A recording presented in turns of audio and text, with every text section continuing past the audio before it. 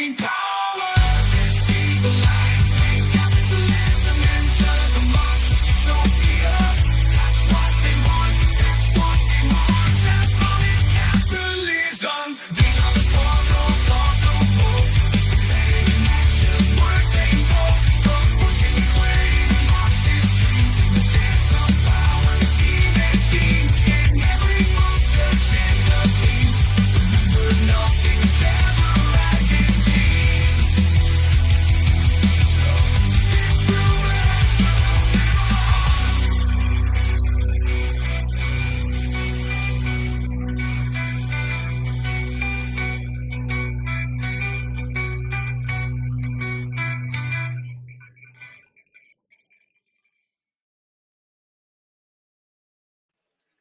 Well, hello, fellow Gnostic sex cultists. Happy Monday. I do apologize for being a little late, but you guys, this wasn't just me being late. I swear, this wasn't actually just me being late. There was something that happened literally right like 5 minutes before the stream that has caused me to reset a segment I was going to do on the stream. And we're going to talk about that because Lucas, is my microphone off? I know what's happening. Hang on. I know what's happening. I know. Is that better?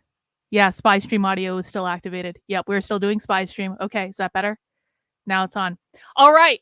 Hello, fellow Gnostic sex cultists. I'm very sorry to be late today, but what I was saying when my microphone apparently was picking up through the webcam and not through this actual microphone is that, 5 minutes before the stream, something happened that has now caused me to reset the entire stream because Lucas Gage is an low IQ retard, and I no longer care if Lucas Gage is getting harassed online. I no longer care.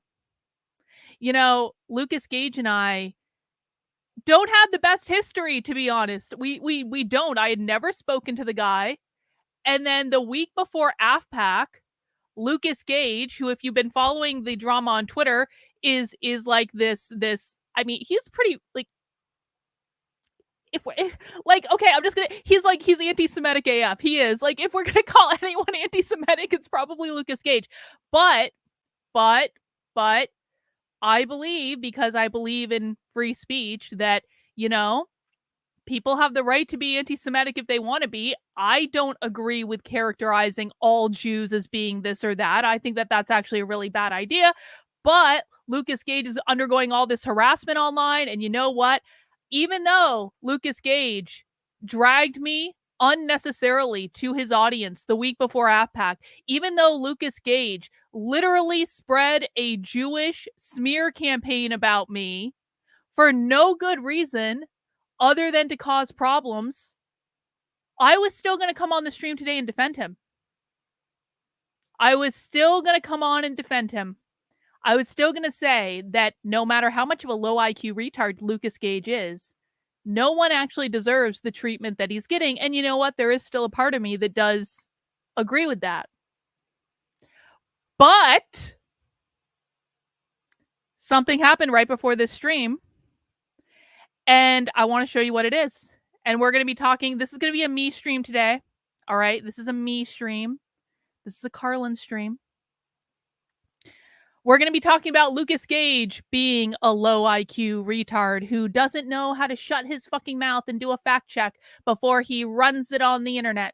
You would think he would have learned this. You would think he would have some semblance of understanding how the internet works.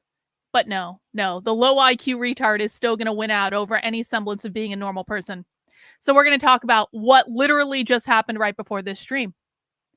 We're going to talk about the stream I did last night, totally impromptu, and I apologize. I had to leave movie night early last night because at the last minute, I got invited to do this show on Cozy with Beardsley and Wurzelroot called The Weekly Sweat. It's something that they do, and I got invited on there, and we ended up talking about exactly the lie that Lucas Gage told about me. And it was actually a really great experience for me because, lo and behold, the two of them completely understood. I was like, holy shit. Of all the people who I just never expected that, but it was actually a really great chat. I really enjoyed my time. We're going to talk about what happened there. And then I've got some Nick Fuentes stuff. And listen, the Nick Fuentes, we're gonna hold the Nick Fuentes stuff to the end. I was gonna do it in the middle, and then we're gonna do the Lucas Gage stuff at the end, but we're gonna do the Nick Fuentes stuff at the end because the show that Nick Fuentes did on Friday was amazing. Like, if you have a chance to go back, and I actually almost just wanted to watch the whole show on the stream today. We only have 2 hours on the stream because I have a 7 p.m. call with my supporters. So we only have a couple hours.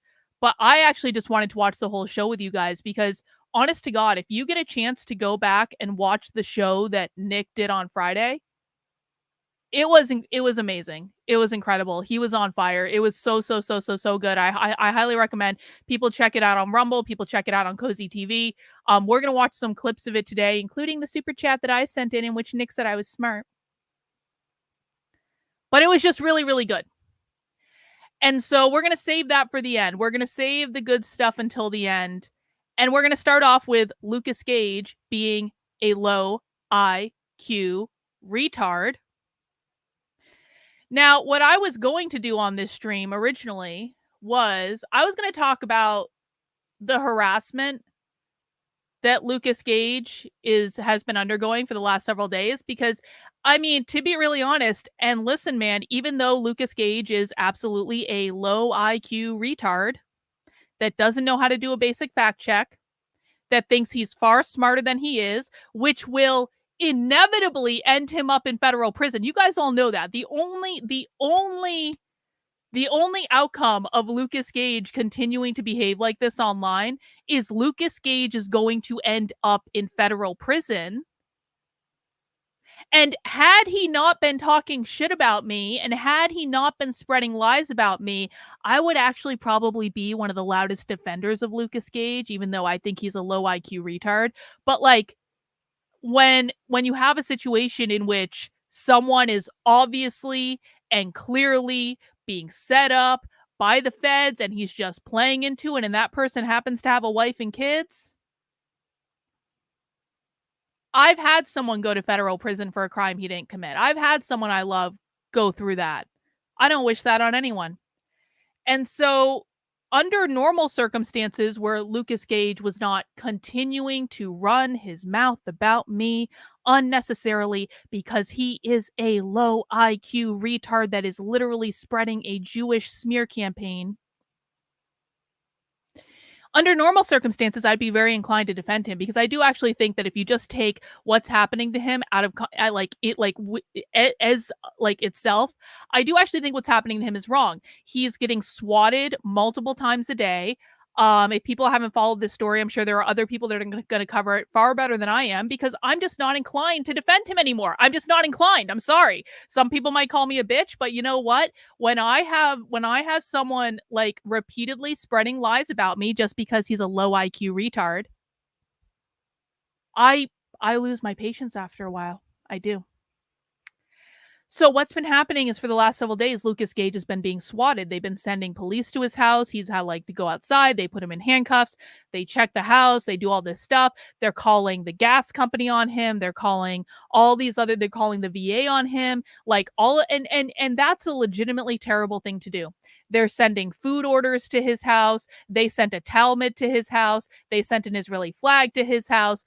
He did some what we're watching here is so Lucas Gage ended up getting permanently, I guess, banned for 6 months off of Twitter last night.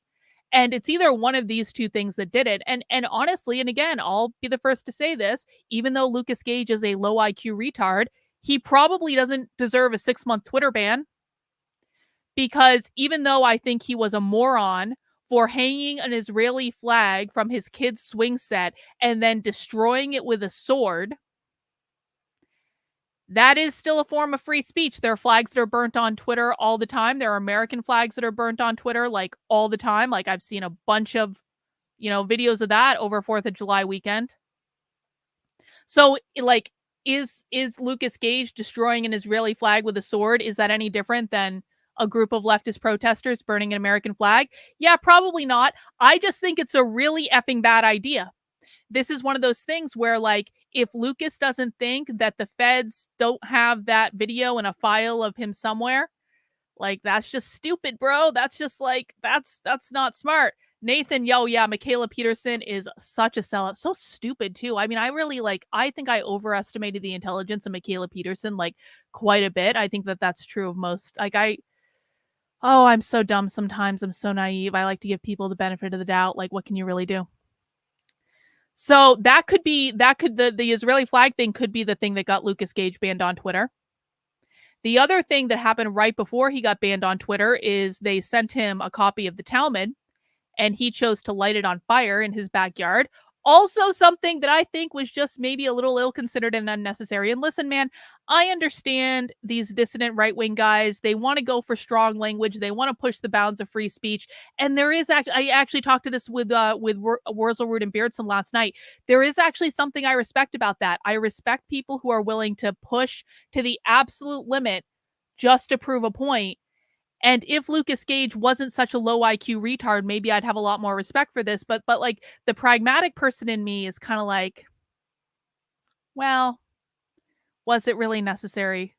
Maybe we can just like rein it back just a little bit, because the feds are obviously trying to set him up for something, and they're going to get him at some point, and they're trying to drive him insane, which is exactly what they're doing. But I don't think that either of these things were incitements to violence. And therefore, I don't think Lucas Gage should have a 6-month Twitter ban. And that was one of the things I was going to say. I was going to talk about the fact that last night, while Lucas Gage was on a live stream, his social security number got doxxed. How the fuck did they get his social security number? Could it have anything to do with the fact that Elon Musk made everyone who wanted to have a blue check on Twitter send their ID information to an Israeli company? Could that be it? It's not cool, man. Not cool to dox people's social security numbers in the chat. Not cool for that to happen at all. That's got to be a nightmare to go through. Wouldn't wish that on anyone. I was going to talk about the fact that earlier today, Lucas Gage apparently had to evacuate his family from his house because he's getting threats that they're going to come and shoot up the house now. Now, I really do pray that that's not true. I really do hope that that is just a threat. I really do hope that no one gets hurt and nothing happens. And it sucks, man. It sucks. It really does. And I was going to come on this stream and I was going to defend him and I was going to talk about all this stuff and how it's bad and how even when we're dealing with low IQ retards that go way beyond what I think is acceptable, because I legitimately, like, Lucas Gage hates Jewish people. All Jewish people. He's been ranting about this on Twitter. Okay? That, to me, I don't agree with that.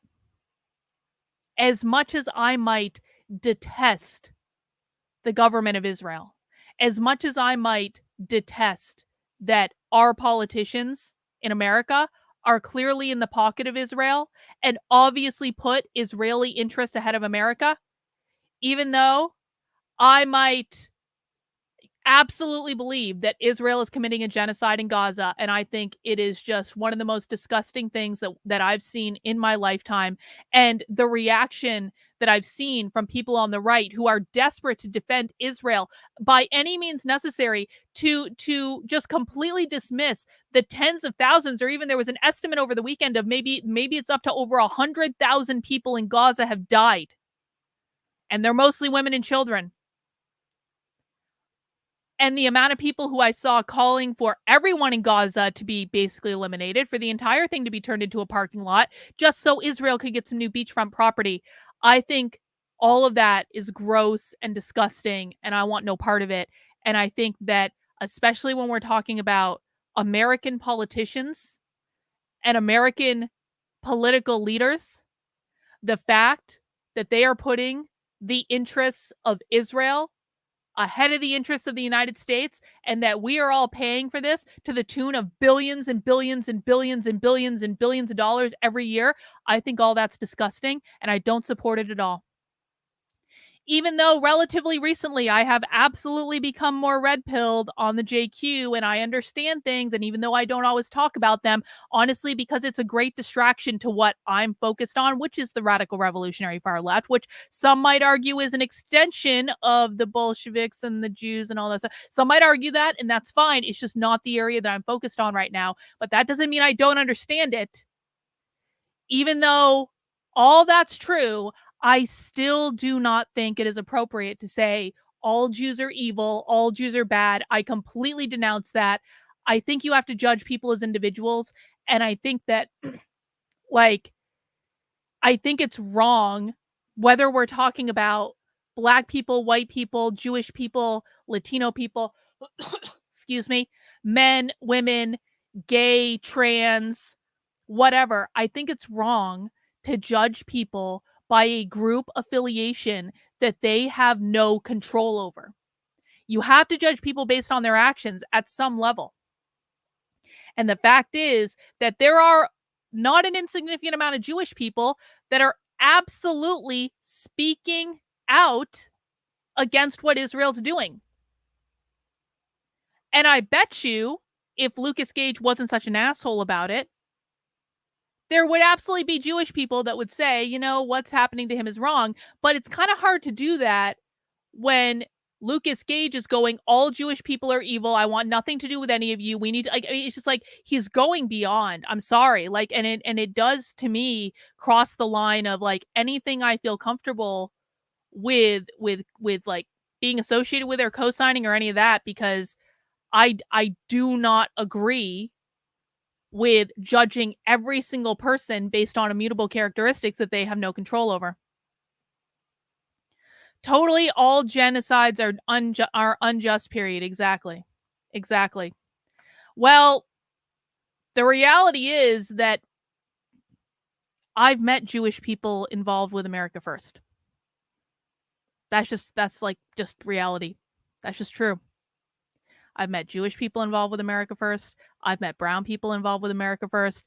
And so to say that Nick Fuentes has never talked about them in the way that Lucas Gage has.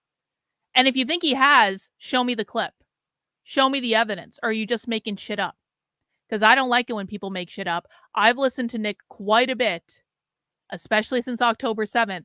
He has never talked about all Jewish people, at least in the time I've been listening to him, in the way that Lucas Gage does. And that's just a fact.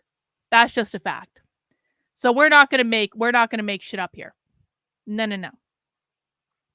So like I said, I was getting all ready to come on the stream today, and I was ready to defend him by being like, look, guys, sometimes there are people that we don't like, that they have shitty things happen to them, and we have to acknowledge that those things are shitty, and we have to acknowledge that they shouldn't happen. And I wouldn't wish what's happening on Lucas Gage on anyone. And then right before the stream started, I went on to Lucas Gage was actually live on Rumble. And I only noticed this because I was going to play some of his stream from yesterday on the show today. And so I went onto his Rumble channel, and he was doing a live stream. He's still doing a live stream right now. And I typed into his chat. I said something to the effect of, and you'll hear him read it in a second. Lucas, you and I don't like each other, but I'm praying for you. But I think what is happening to you is wrong. And I'm praying for you and your family. That was all I said. I didn't say anything else. No, that's not what you said, Andrew. We deal in facts here. We don't deal in bullshit. Literally, all I have ever said directly to this guy since he decided to wrongfully drag me on Twitter to 300,000 fucking Twitter followers for no reason other than he couldn't do a basic fact check on his own. All I said to this guy today was, we don't like each other, but I think what's happening to you is wrong, and I'm praying for you and your family. Do you guys want to see how Lucas Gage reacted to this? Do you want to see what happened? Because I didn't actually have to extend the olive branch. I didn't have to do that. I didn't have to say shit. I didn't have to be defending Lucas Gage on Twitter. I abhor some of the things that have come out of Lucas Gage's mouth. They do not align with my sensibilities at all. And yet I didn't nitpick. I didn't do anything. All I said was, what's happening to him is wrong. This shouldn't happen to anyone. And I said this over and over and over and over and over again. And then I go in his chat today and I say, I think what's happening to you is wrong. I'm praying for you and your family. That was all I said. Let's watch what happened. Lucas, you and I don't like each other, but I think what's happening. Hang on. We'll go back a little bit more.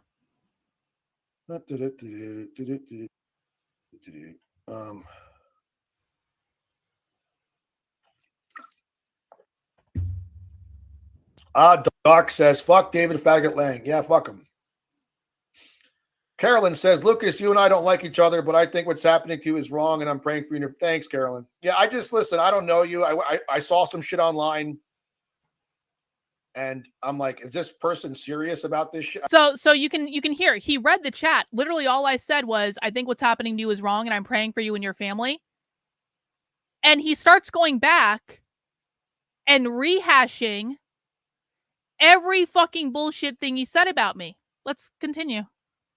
I don't fucking know you. So once Jake said, look, take this down, I took it down. I'm not going to get involved. Out of respect for the AFPAC event, I took it all down. So whether you and I are personally, whatever, and maybe all these things about you aren't true, I didn't dig deep enough, but what I saw. So he's got some semblance that maybe I just didn't dig deep enough into this. Maybe I didn't look at the facts, and maybe the things they've said about you are untrue. But now watch what happens. Oh, Karlyn, I was like, what the fuck, dude? That's all I'm going off of. I was like, whoa, Karlyn, what the fuck? That's all I'm going to say. But I don't want to fuck with anyone, honestly. I appreciate the support, Karlyn. But what I saw was bad. Maybe you have an excuse for it. Maybe it's true. Maybe it's not true. I don't know. I don't want to hurt people. I can't. Because, it's funny because a lot, we'd argued about it in private, a few of us. And they're like, well, how do you know this is proof? How do you know? I'm like, I don't know. So it's. What I would prefer happen next time groups of America First people are arguing about me in private is that maybe one of you put on your big boy pants and send me a DM and say, what actually happened here, Karlyn? Because I've actually never been, like, last night on the Weekly Sweat is literally the first time I have ever been asked about this in good faith. And guess what happened?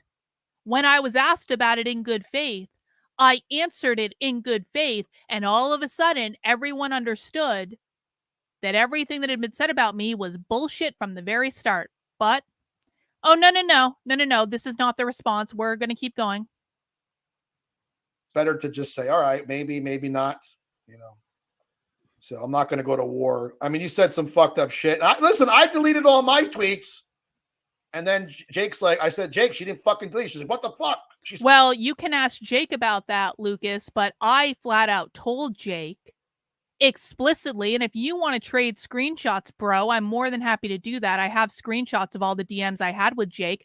I would prefer not to do that, but if you want me to show you screenshots with Jake, what I explicitly said to Jake was, if Lucas DMs me and apologizes, I will delete the tweets. If Lucas does not DM me and apologize, I will not delete the tweets. I never said I was taking the tweets down. I literally never committed to it. That was never part of the deal.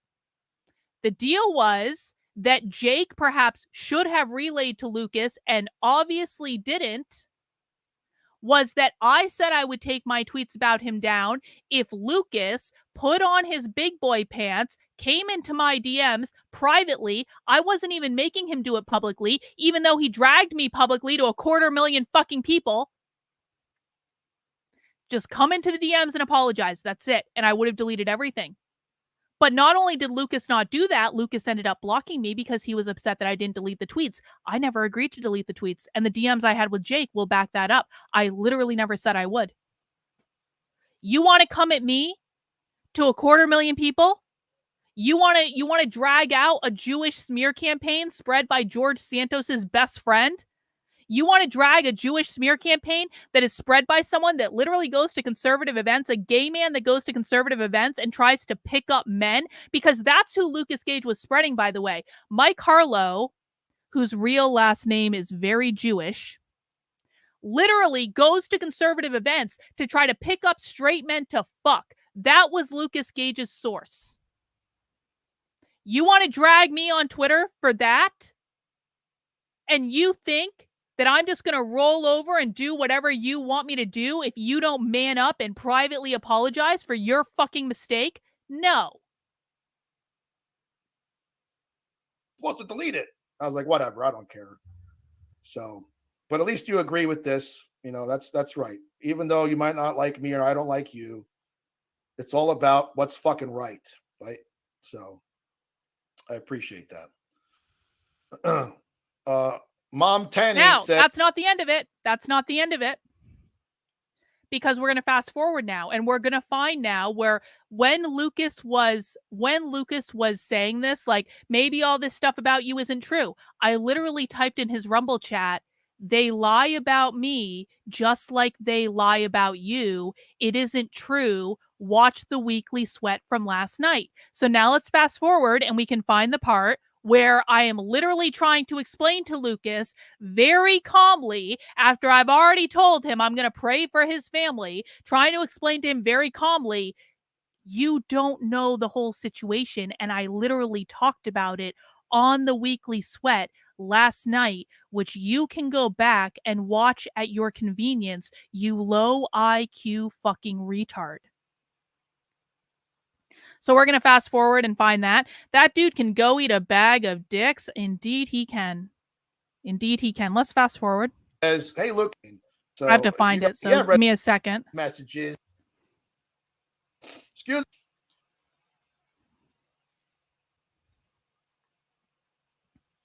Come on. Catch up. Do this quick. Don't fail me, Rumble.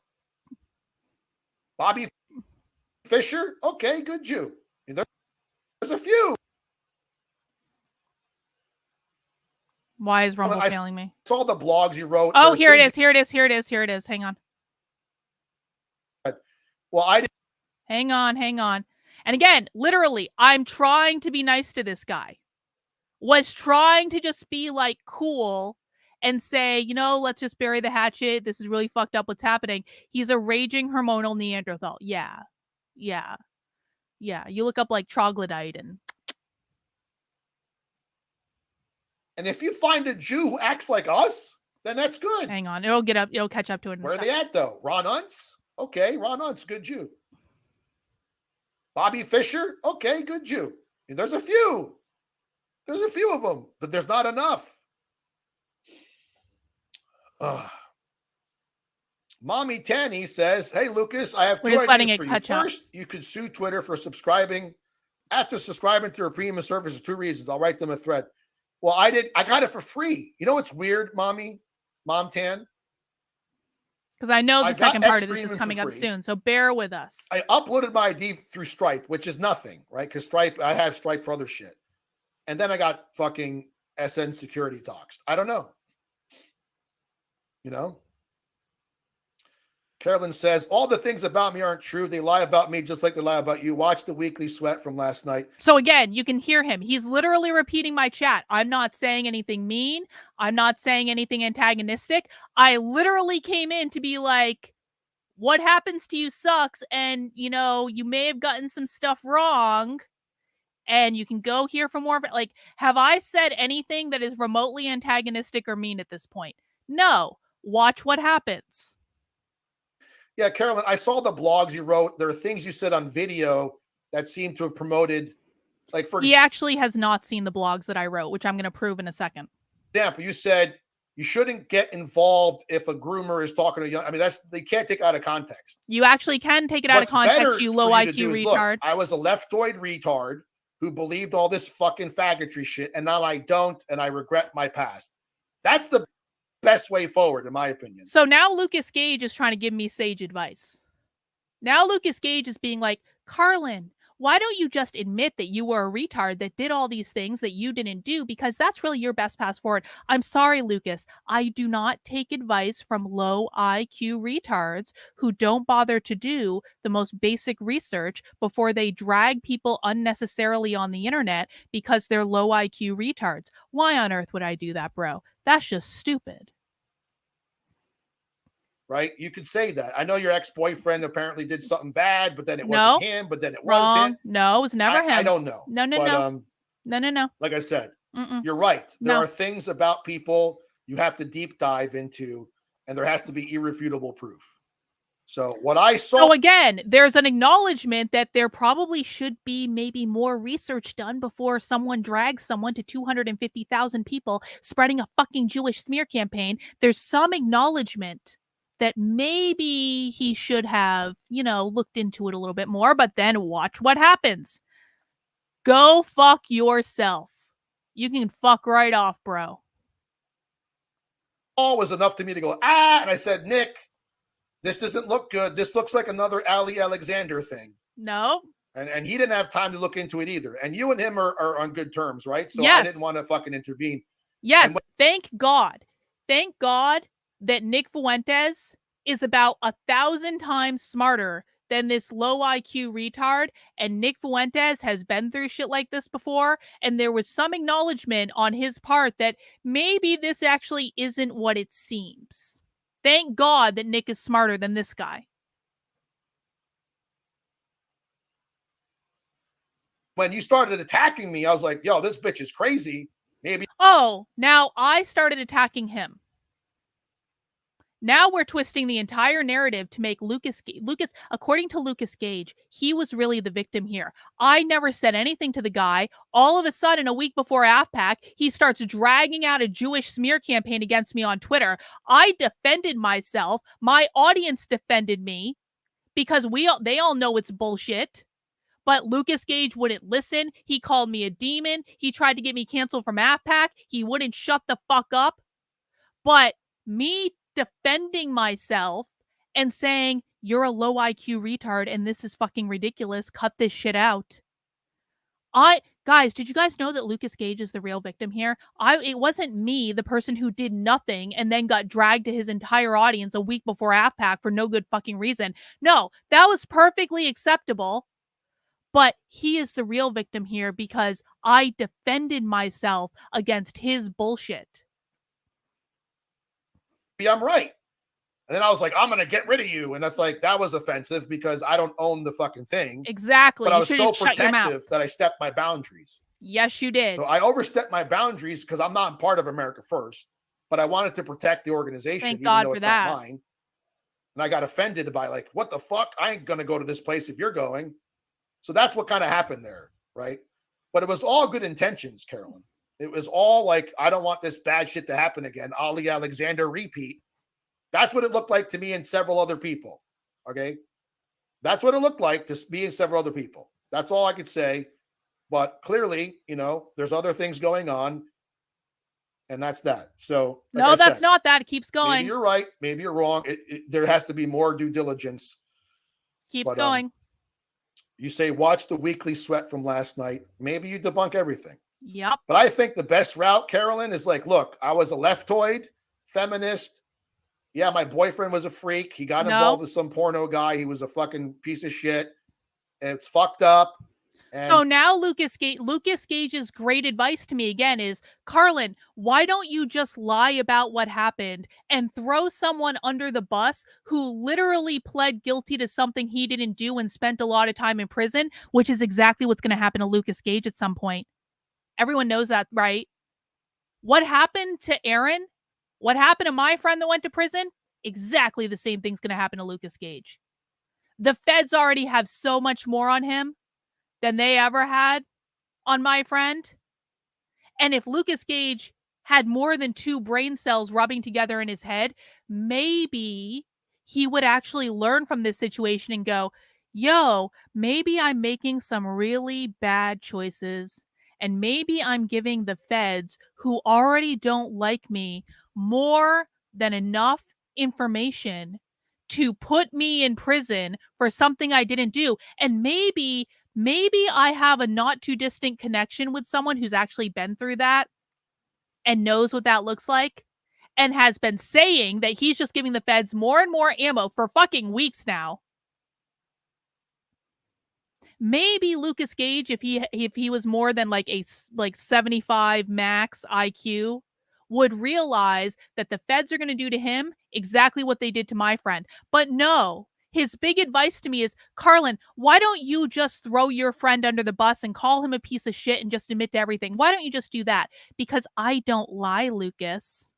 And unlike you, bro, I am incredibly loyal, especially when people I love have been fucked over massively. I will never throw my friend under the bus.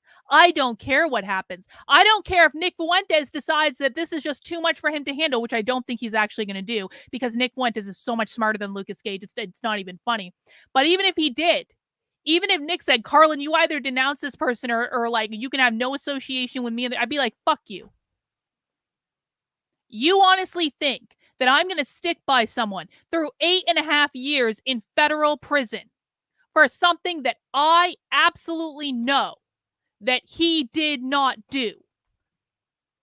You think I'm going to throw him under the bus now because some low IQ Neanderthal on the internet is having some feelings?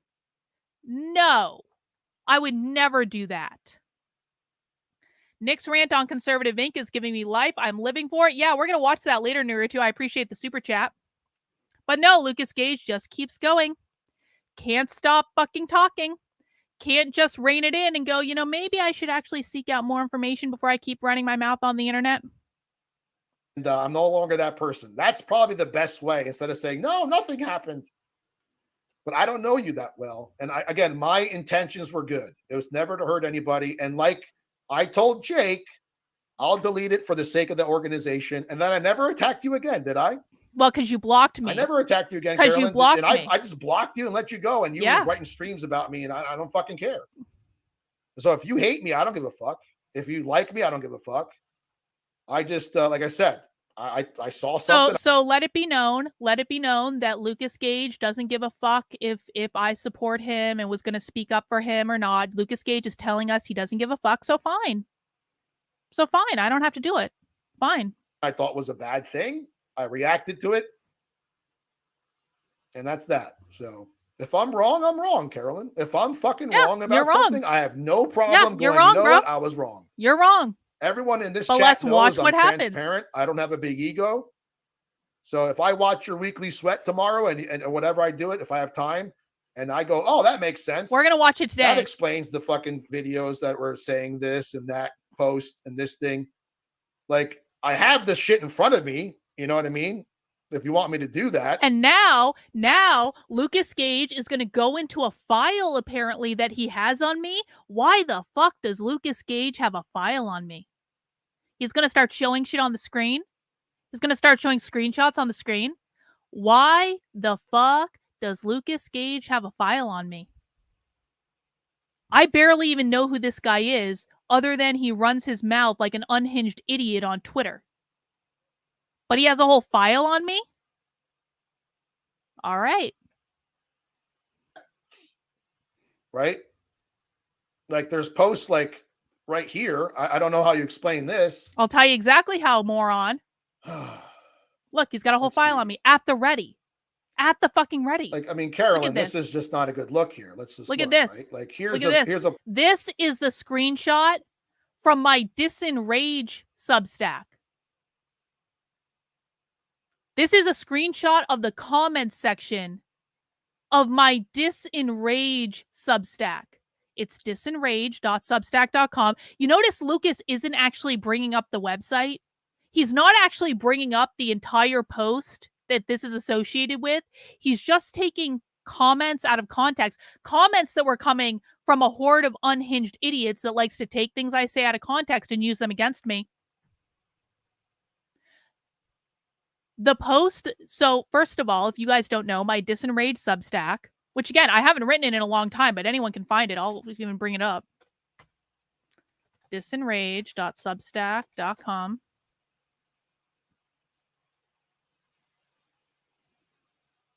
I'll show you guys. This is my Disenraged Substack. It's a Substack where sometimes I write about more spiritual concepts. These are not meant to be real world conversations. It's meant to be more of an esoteric thing, like why are we here? Why do bad things happen to good people? Stuff like that. Just spiritual conversations. This is the post that these comments were on. It's called "There is no good or bad. Everything is neutral." And I'm not going to read the whole post because I read it before. You can see that this is where the well, I mean, I think I deleted the comments now, but this is where this comes from. And what this post is about is essentially the idea that sometimes in life, bad things happen to us. And what Lucas Gage is showing is me saying, essentially, like someone's like, what happens when children are... So the whole premise of this is that we are not here to have a human experience in which everything is perfect. Sometimes good things will happen to us. Sometimes bad things will happen to us.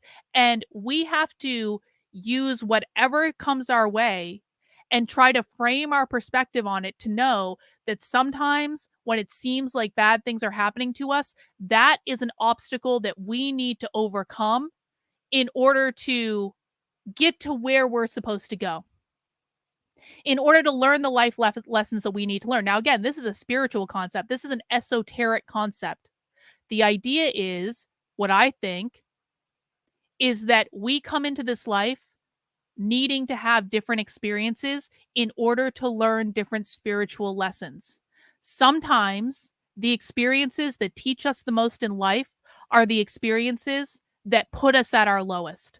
Sometimes we have people, we have abusive relationships, we have narcissists in our lives, we have, really, really bad things that happen to us. The whole point is that you cannot allow bad things happening to you to stop you from getting to where you want to go and growing into the person that you were meant to be. That is the point of it. We do not live in a perfect world in which everything is rainbows and unicorns all the time. We live in a world in which people are fundamentally imperfect. And there's this concept called the dark night of the soul that basically says that when you are at your lowest low, that is when you have the most spiritual growth. And anyone who has ever been through a dark night of the soul in their life understands this. You understand that when you make it through that dark night of the soul, you come out a different person on the other side. And usually that was a necessary step for you. And it may have sucked to go through it, but you come out as a stronger, more resilient, better person on the other side of it. And sometimes that sets you up to be able to do something that you were meant to do. I just saw that Steve Dace is doing a show on France's elections. Thank you, Naruto. Appreciate that. So what happened in what the comment that Lucas Gage is showing is some troll came into my comments and was basically like, but don't you think that children who are abused have their lives destroyed? And I knew they were being a troll and I knew what was going on, but I quite frankly wasn't in the mood for it. And I responded back in a very flip way. But the whole point of what I was saying is this person came into my comments and tried to say, you don't think that someone who was abused when they were a child doesn't have their life destroyed? Of course their life is destroyed. And I'm sorry, if you come to me and you say that a child who has something bad happen to them out of no action on their part, something that, like, if you're a child and you have like an abusive situation, you want me to tell that person that their entire life is destroyed? I'm not going to do that. Why would anyone do that? You want me to tell someone when they're young that has a terrible tragedy happen to them out of no fault of their own at all, that their entire life ahead of them is destroyed? No, I refuse. I absolutely refuse. Just because something negative happens to you when you're a child does not mean that the rest of your life has no purpose. In fact, that negative thing that happens to you when you're a child can set you up to be the person that you were supposed to become. And that might be an inconvenient concept for some people to think about. However, do you know who tends to be sex abuse counselors? Do you know what types of people are attracted to jobs where they are counseling people who've been sexually abused? People who are abused themselves. Do you know who tends to be attracted to a job where they're counseling drug addicts and they're helping people overcome addiction? People who were addicted themselves. Do you know who the sponsors are in AA that help other people overcome their alcoholism? People who were alcoholics themselves. And that might be an inconvenient thing to think about, but those people are taking something that happened to them. Maybe it was their fault and they sunk into addiction, or maybe it was a result of something that happened to them as a kid and they haven't dealt with the childhood trauma, but they're taking a bad thing that happened with them and doing good in the world that can help many, many, many, many, many more people overcome bad things that have happened to them. And I think that that is worth acknowledging. That's what that was about. That is what the comment that Lucas Gage brought up on his stream to smear me was about. And I'm going to bet all the money in my bank account that Lucas Gage was such a low IQ retard that he didn't even bother to find where that screenshot came from to understand the context of where it was coming out of. You will never, ever tell me that someone has their life destroyed and that their life has no purpose because a negative thing happened to them when they were a child. You will never catch me agreeing with that. No, I refuse. And so, yeah, I may have been a little trolly in my comments, but he didn't bother to go back and find the full context of what was going on, didn't bother to listen to any of the streams that I did talking about this, didn't bother to, just ask before he pulls a fucking screenshot out of whatever fucking file he has on me. And why the fuck does he even have a file on me in the first place? I really appreciate this message, Karlyn. The mom and two boys involved in the Michigan splash pod shooting a few weeks ago are friends of mine. I've been struggling to come to terms with why. Bad things happen to good people, guys. Bad things have happened to me. Bad things have happened to many of you. Bad things happened to me in my childhood that left me literally not talking for years. Bad things happen to me when I'm an adult. I'm harassed for constantly on the internet. Was stalked for years.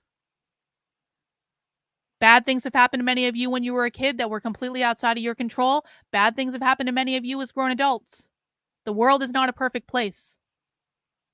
But the whole point of this and these thought exercises is if you can frame these situations differently in your head, where you can take yourself out of seeing yourself as a victim of the world and instead put yourself in a position of, I can move forward from this and I can actually allow this bad thing to influence my ability to serve other people. That's when you can take the bad things and allow them to shape you. Otherwise, you're just going to let the tragedy overcome you, and then your life really is destroyed. And does anyone really want that? That was the point. Let's go back to Lucas Gage, who isn't going to tell you any of that, and see how he framed it on his stream today to over 1,000 people live. Post. Children cannot consent, period. And you go, you don't seem to be intelligent enough to understand what is being discussed. Do you find this a form of horde stalkers? And this person goes, I want to understand your point. Isn't something like child rape bad, though? And you go, what if you need to experience that as a child in order to have required life experiences to go on and help future rape victims? I mean, that's fucking crazy, Karlyn. Is that fucking crazy, though? In the context of a spiritual blog, in which is talking about spiritual concepts, the entire concept being that if you have a tragedy that happens to you as a kid, your entire life is not destroyed, and that can actually be something that fuels you to go on and help a whole bunch of people if you want to. Maybe I could have been more artful in my answer, but is that really such a crazy concept? To say that if you have a tragedy happening to you in childhood, You should not allow that to consume you and destroy your entire life. You should instead channel that to go help other people. That's so crazy. I don't think that's crazy. I think only low IQ retards on the internet who just run their mouth without thinking, I think those are the only people who think that's actually crazy. He's exactly like I said in the first comment. You're not smart enough to understand. This, guys, is why I have an IQ requirement for my channel. You have to have 100 IQ to be here. It just doesn't work otherwise. Lucas Gage is not smart enough to understand this. So what's he going to do? Me, just like a fucking woman gossiping in a knitting circle. That's all he's going to do. Me. What do you mean, what if? That's easy to say if you're not a child whose life is destroyed. Then you say, you assume the life is destroyed. Yeah. There are plenty of people whom this happened to and whose lives are not destroyed. Yeah. You're not trying to understand this, even though you claim you are. I don't understand. Read it again, I think. And then read it again, and then some more and repeat. So I don't know if this is like some esoteric. Exactly. Everything is one supposed to happen thing. Exactly. So again, we have the rare moment where Lucas Gage's two brain cells rub together and he's like, oh, maybe this is an esoteric discussion, but he's too retarded to actually go back and see what the originating blog post was for this entire conversation. Like, how do you know? It's like maybe someone has to get raped, it's just fucking crazy though, Karlyn. Come on. It's fucking crazy. Then we have this. I'm not trying to put you on blast. I mean, you showed up in my chat. You literally are. I just happen to have this shit. So look at this. I'm not trying to put you on blast. You just showed up in my chat. I literally showed up in his chat saying, we don't like each other, but I'm praying for you and your family. They lie about me just like they lie about you. And then all of a sudden, the fucking file opens and he starts running his fucking mouth.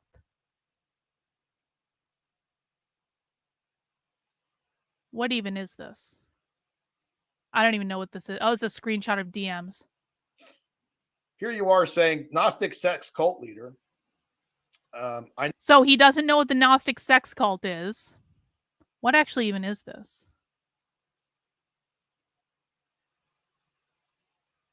I say, LOL, I know in private you need to assess whether there is anything in your life that could actually cause any issues. Oh, this is probably Kieran. Or whether you can shrug this off. If there is anything, everyone has something, you need to either get ahead of it, the narrative, or keep it. So that's Kieran probably. Oh yeah, this is Kieran. These are the DMs that Kieran released. This is back in 2021. The only thing is that the love of my life, the one with Asperger's, was rather scandalous and was in prison for a long time. And I knew him before and after he went to jail and stood by him the whole time. That's really the only dirt. So this is me telling Kieran what Kieran later doxed me with. But I was lucky because I'm not directly associated with his case or anything. True, he protected me and kept me out of it when I easily could have been dragged in. True, I'm just publicly associated with him. What that means, Lucas, is that Aaron didn't contact me or tell his lawyers about me until after he had already taken the plea deal. I wasn't even involved with what happened. The only thing I was involved with was knowing Tim in college, which he doesn't know any of this shit. He doesn't know the people involved in this. I wasn't involved in anything that happened in this case. But Aaron easily could have pulled me into it before he took the plea deal. And he chose not to. And I was pissed at him about it for a long time, but it was probably for the better. But even this isn't even incriminating. I wasn't involved in anything. I know in private you need to assess whether or not there's anything in your life could actually cause you any issues, whether or not you shrug this off. If there's anything, everyone has something. You need to either get ahead of the narrative, keep it up. So you're saying here, the only thing that love of my life. Bro, listen. How can you guys possibly take the Gnostic sex cult thing seriously? Like, isn't it obvious that that's a joke? Maybe not, I guess. Life, your boyfriend who went to jail, associating with a child pornographer. Not a child pornographer, was scandalous false. and was in prison for a long time. And I knew him before and after he went to jail and still pled guilty to a crime he didn't commit, you low IQ retard. He was not a child pornographer. He was not a pedophile. He pled guilty to something he didn't do, which we're going to see in the next clip. Stood by him the whole time. So this is assuming that you know that he was doing bad shit. This is the only Nope, that's actually not what it says at all. I know that he pled guilty to something he didn't do, which I've only said, what, about 50,000 goddamn times on the internet? Yeah, you missed the meeting. Thanks, bot. dirt, but I was lucky because I was not directly associated with the case or anything. He protected me and kept me out of it because I easily could have been dragged in, which means you might have known more than you think. Nope. That you're putting out. I'm just wrong, Lucas. Wrong. I knew them in college. I knew the people involved in college. And again, this is not something that I've hidden on the internet. This is something I have talked about ad nauseum for 2 years. Can't even do a basic fucking fact check. publicly associated with him. And then you put the Nashville child porn scandal. So I don't know who you're talking to here. I don't know. This is what I saw there. Even what this is. And of course, the videos that you made that were like, what the fuck did you just say? But if you can explain all this away, then that's great. Like I said, if I was wrong about something, Karlyn, I'm not this egomaniac. You literally are, bro. There's nothing to worry about. You literally You don't are. see me attacking you anyway, right? I haven't even said anything about you at all. I've just pulled on up screenshots completely out of context, and I'm accusing you of engaging with child pornography. You don't see me attacking you, right? No, it's not like literally right before this I had you come into my stream, you say you're praying for my family, and then I pull up screenshots and accuse you of being a child pornographer. But I'm not attacking you, Karlyn. I'm not attacking you at all. Why are you deleting her posts, guys? Don't delete her posts. Yeah. And by the way, I was literally muted in his chat, so I could no longer defend myself. They took away my ability to defend myself in the chat entirely, which is why this stream is happening now.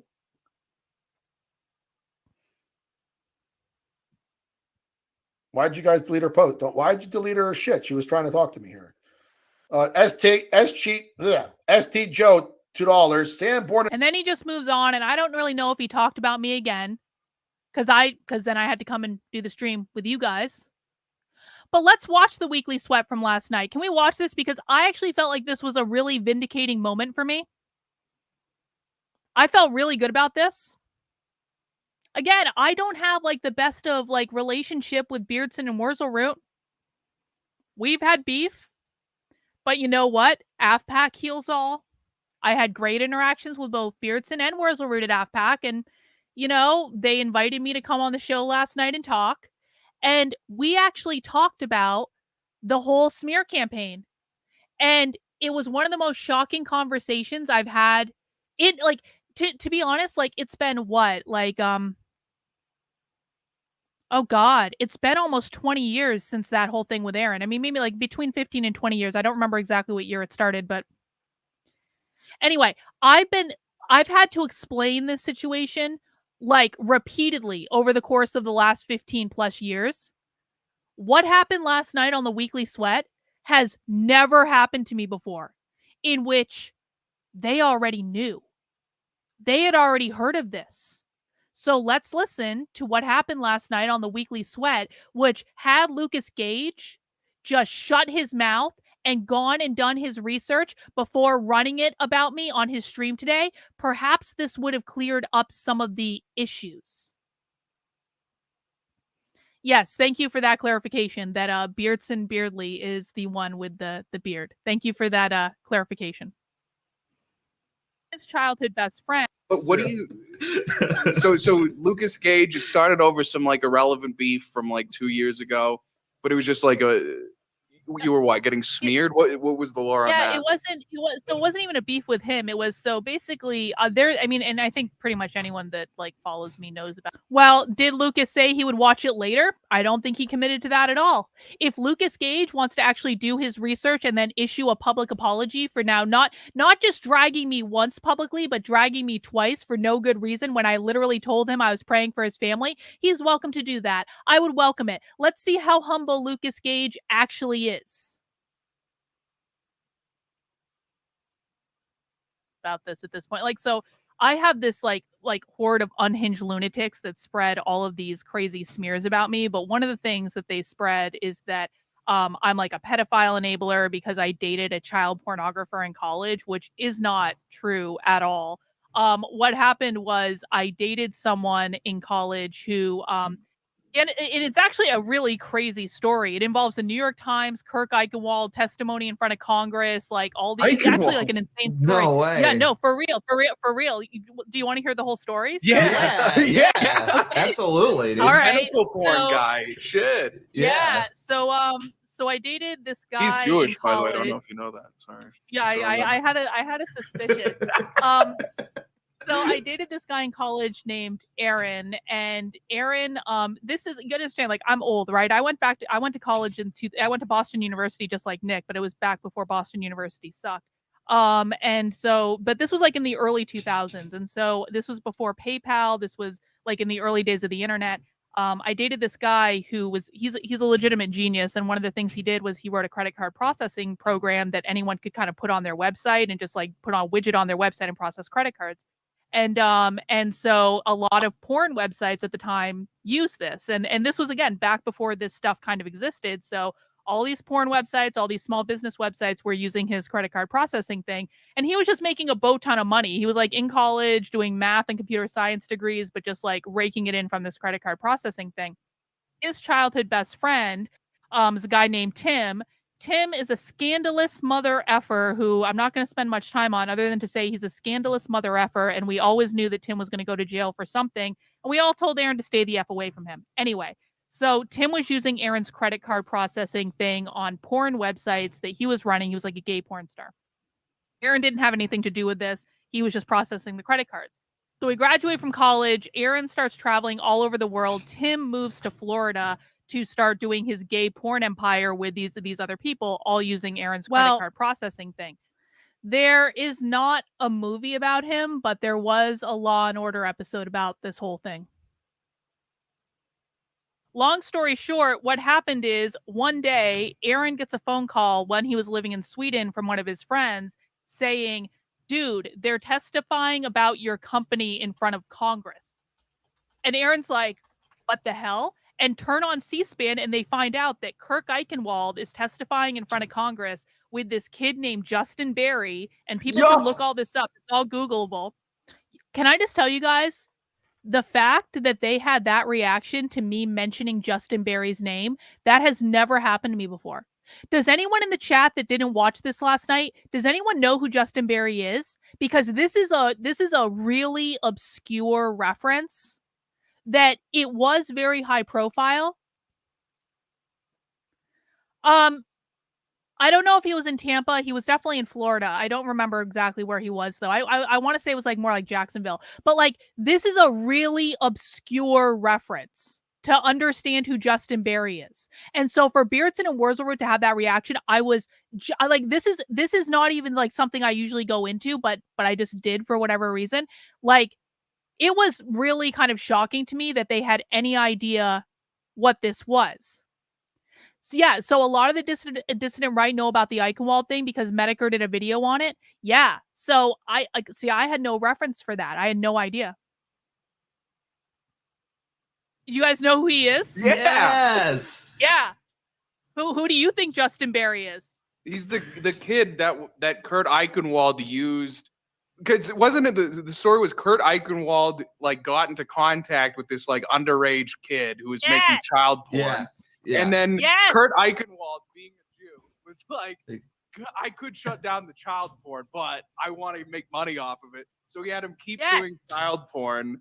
And in the meantime, he like made a story to write in the New York Times about it, right? And that's how he made his bones. That is 100% correct. You guys are the first people that I've ever talked to that actually understand this story. Yeah, well, we're anti-Semitic, so we'll find a way. So you yeah, guys we'll know find a Kirk way to hate the Eichenwald Jew, was- dude.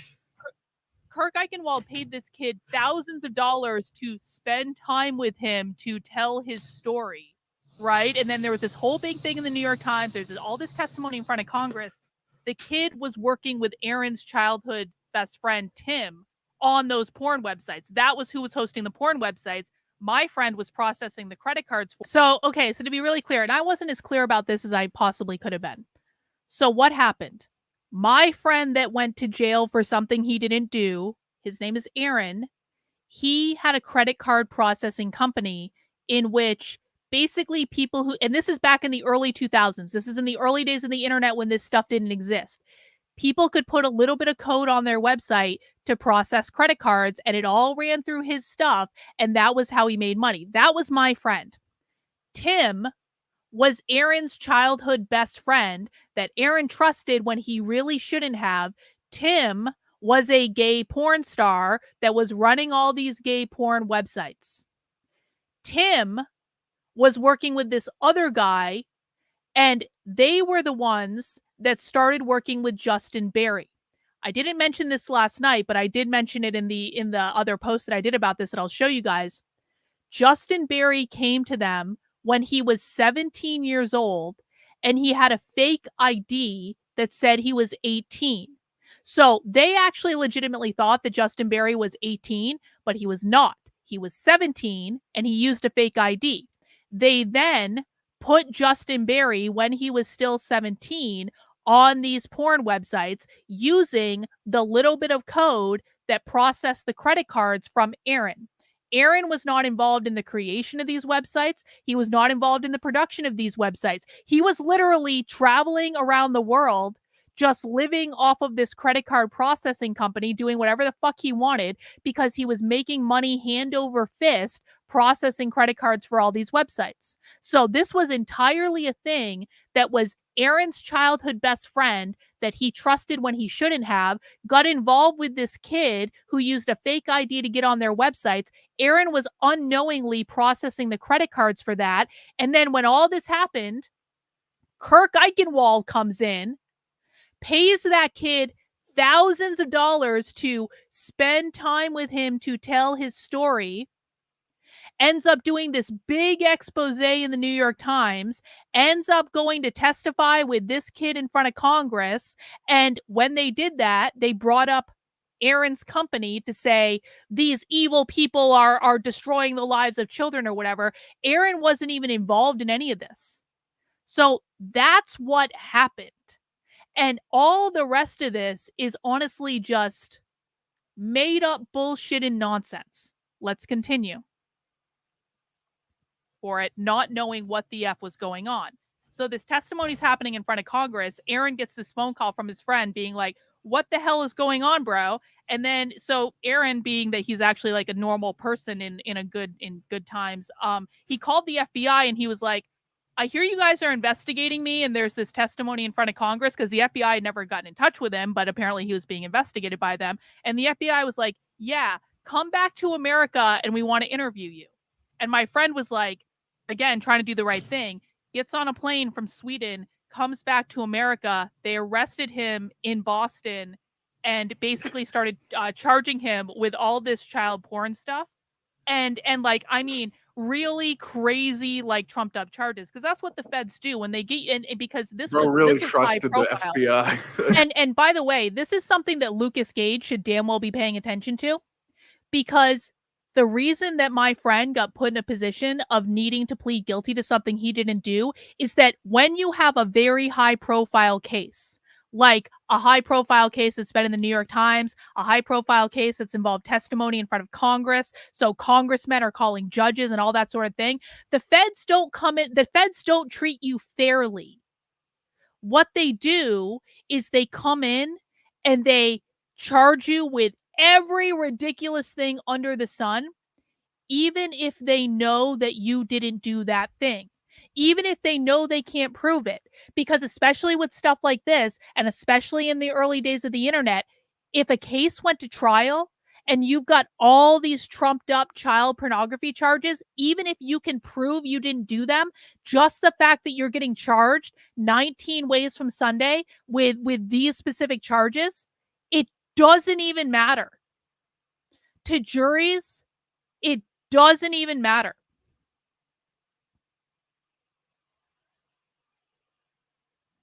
I have no idea what you're saying. Love Karlyn, but she doesn't get the many of us at 30 to 40 years into this abomination and fails to give us a bit of... Bro, I'm literally defending myself against a fucking low IQ Neanderthal over on Rumble spreading shit about me. If you don't want to be here, then don't be here. Go away. Yeah, this was before PayPal. This was in the early 2000s. This was like I think he launched his company in like 2000 or 2001. I mean, it may have been around the same time as PayPal, but like PayPal wasn't a big thing back then. Maybe PayPal launched around the same time, but he may have launched it earlier. I don't really remember exactly the year he launched it. He may have actually launched it in high school. Anyway, so what Lucas Gage should really understand is that when the feds want to come after you, what they do is they charge you with it's just like what they did to Trump. You know how Trump got convicted of like 34 felonies in New York? It was like every little minute thing that Trump did was all of a sudden a felony. That's what the feds do. And they use that to try to get you to take a plea bargain to reduce the charges and just voluntarily put yourself in prison rather than go to trial. And in my friend's case, if he had gone to trial, he was potentially facing life in prison at 24 years old. Yeah, it was a dumb move. And you know what? It was funny because we were talking about it one time and he was like, Karlyn, I almost turned back when I was in London, but I was like, just go and get it over with. I mean, he had like real estate in America. He didn't want to be like exiled from America for the rest of his life. So he just like was going to go do it. Yeah. But so I mean, it was this big high profile thing. So the feds start really throwing like every single charge at him that they possibly can get. And he wanted to fight it. He wanted to go to trial. If the trial had been held in Boston, he would have been acquitted. They did all sorts of focus groups on this. The feds did focus groups on this too. So because he would have been acquitted if it was a Boston jury, they ended up moving the jury, the trial to Virginia, or if you like different jury pool, different focus groups, he had an 80% chance essentially of getting convicted just on the basis of the crimes that he was charged with by the feds. And so what ended up happening is if he had been convicted, he probably would have gone to jail for the rest of his life. I mean, that's just like he was 24 years old. And this was all based on just credit cards he was processing. And so what he decided to do was his lawyers negotiated a very narrow plea deal where he was really like, they knew exactly the amount of time that he was going to be sentenced to in jail. And it came down to the decision of, do you want to spend basically 8.5 years in federal prison, or do you want to spend the rest of your life in federal prison? And so that was the choice. And he ended up taking the plea deal and spent 8.5 years in federal prison. And so I also want to pause it there. I have a whole website, like a whole page that I wrote about this. If you guys want all the details of this, so what you're going to see here, and we're going to read a little bit of this. I'll put this in the chat for people who care enough to actually research a situation unlike Lucas Gage. Sticking up for yourself is important. Don't let people call it internet BS. Thank you, Rocky. I appreciate that. So in this post, that's me with Aaron. This is right after Aaron got out of prison when he was in a halfway house. In this post, I actually republished the entire letter that Aaron sent me the very first time I heard about this. So you can go in and read exactly what happened. I mean, this was retyped like exactly the way that he told it to me. So you can see, but I just want to read you the last part of this. Hang on. Aaron wanted to fight. Aaron wanted to go to trial. Here is what happened. He says they've done amazing work on proving the didn't know in federal system with a 99.8% conviction rate based on his experience, and I have like a 20% chance of full acquittal. But the downside risk is too great. The judge has done everything he can to ensure you have no appeal. You have no appeal. The outcome of this trial is forever. Done. The minimum sentence is life. There is no parole. You will never step out into the world again. You will die in a prison cell. You like Russian roulette? Well, in your version, All the chambers have bullets save one. Want to play? But in Russian roulette, you can get up and not play. I didn't have that option. So there I was trapped in that little room, silent. I'll never forget that feeling. You were just out walking along and without expecting it, suddenly fall right through the ice. You don't feel the cold, only an unknown discomfort everywhere. Where's the way out? Pushing and banging your fists, it won't budge. Why won't it? Where's the way out? You can see right through to the other side. The seconds march through you ahead. Something must give. Please, please give. I can't breathe. Why won't you let me go? It never does. You resign yourself to your fate. I inked my soul onto that paper. That's how he describes taking that plea deal. Because he wanted to fight. He had the evidence to fight. But the reality was that with the jury pool in Virginia, which the feds set up, there was an 80% chance of him getting convicted just based on the laundry list of charges. The evidence didn't matter. So really think about what you would do in that position. You're 24 years old. You know you're innocent, but you're being set up in one of the most malicious possible ways you can be set up because some congressman doesn't want to be embarrassed, because some asshole wrote an expose in the New York Times based on paying a 17-year-old kid thousands of dollars to spend time with him. You had no involvement in any of this. You have the evidence to prove you're innocent, but the evidence doesn't matter because these focus groups are coming back in the early 2000s when people didn't understand the internet and telling you you have an 80% chance of getting convicted. And if you get convicted, you are going to jail for the rest of your life at 24 years old. So you can take that 80% chance of getting convicted, or you can take this plea deal. And if you take this plea deal, you will be out within 10 years. Choose. That's what happened. That's what happened. Let's get back to this. What would you do in that circumstance? Really think about that. I know he didn't have anything to do with kids. Everyone in our lives knew he had nothing to do with kids. The government even knew he had nothing to do with kids. Is he sex? What is it called? Registered sex predator? Registered sex offender. I think he did have to register as that just on the basis of the plea that he took. But he's never he never had any involvement in any of this stuff. And I knew that because I was around all of them when this was happening. What I meant when I said I was around all of them is I was around them in college, and I knew how the friendship between Aaron and Tim worked. I knew that Tim was off doing his porn stuff and that Aaron wasn't really involved in it, and that the only involvement was that Tim was using Aaron's company to process the credit cards. I knew that Aaron was traveling all over the world and wasn't involved in whatever scandalous bullshit Tim was doing. And I knew that because I was getting phone calls from Aaron all over the world. So I knew, I wasn't involved in any of this. I was living in Vermont at the time. Aaron was living part-time in Boston, part-time in Sweden, part-time just traveling. Tim was living in Florida. I didn't know what the fuck Tim was up to. I hadn't spoken to Tim since college. So I don't mean that I was involved in any of this at all, because I wasn't.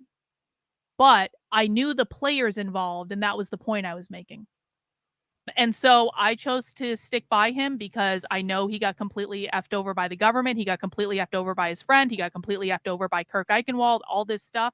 And so I was loyal to him. I am I might have a lot of faults, but so actually, if you go read that post, it actually does explain what happened to Tim. Tim also went to trial. When Aaron took the guilty plea, he thought that Tim was going to be sentenced to 200 years in prison. So there were 3 people involved. There was a guy named Greg Mitchell. Greg Mitchell was the first to go to trial. They thought the judge was going to give him 30 years. The judge ended up giving him 150 years because the judge got a phone call from Congress saying, nail this guy's ass to the wall. Aaron had never really met Greg Mitchell. I think he'd had drinks with him one time. He didn't really know who he was.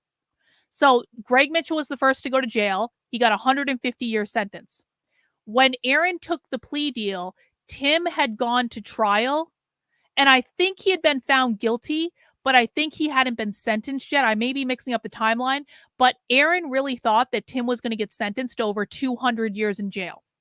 Tim ended up getting sentenced to like 16, like he ended up spending about 16 years in jail. He was in jail for a long ass time. He's out now. But he spent a long ass time in jail, but it wasn't as long as Aaron thought he was going to get sentenced for. I think that you are like being wrongfully persecuted for something. Like, I will stick by you and have your back no matter what. And so I have no regrets. He got out of prison, I think, in 2015. The ironic part of it all was that we weren't like, I wasn't even really talking to Aaron when all of this stuff hit the internet, which was in when was it? It was in mid 2022 that the smear campaign started getting like pushed on the internet. Aaron and I weren't even talking. He had moved on with his life. He had a good job. Huh? Sorry, I mean to interrupt. It was that gay guy that was pushing a lot of that, right? That you were talking about earlier. Yes, his name is Mike Carlo. He's also a Jewish. His real name is Bernstein. So you can take that for what it's worth. But yeah, he's this gay guy that worked with Walkaway. What beef did you have with him?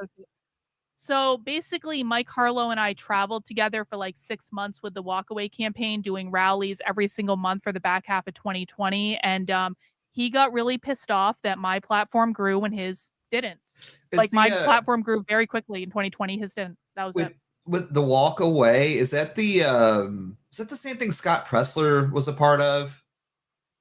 Or is that I think it's something else? Scott Pressler definitely did. Scott Pressler mostly works on his own.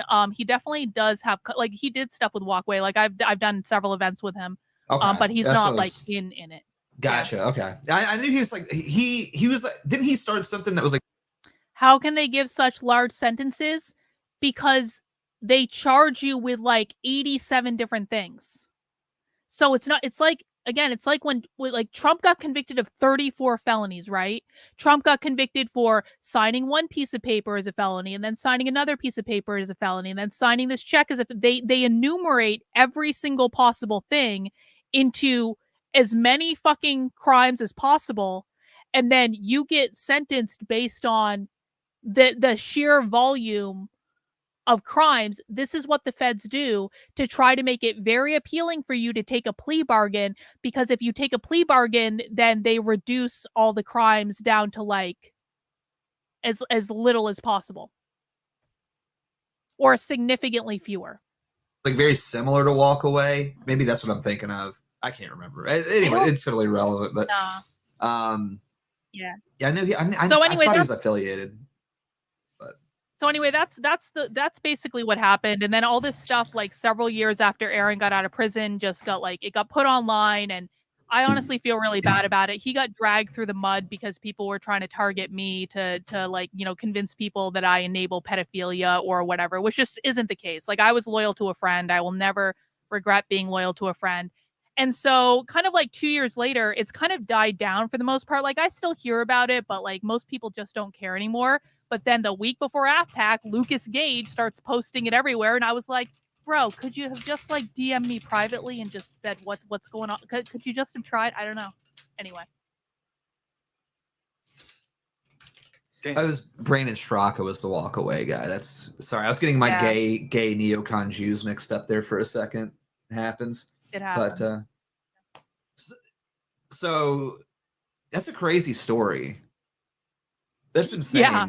But actually, the fact that you guys know who Kirk Eichenwald and Justin Barry are, and that whole thing, it's crazy that you know that.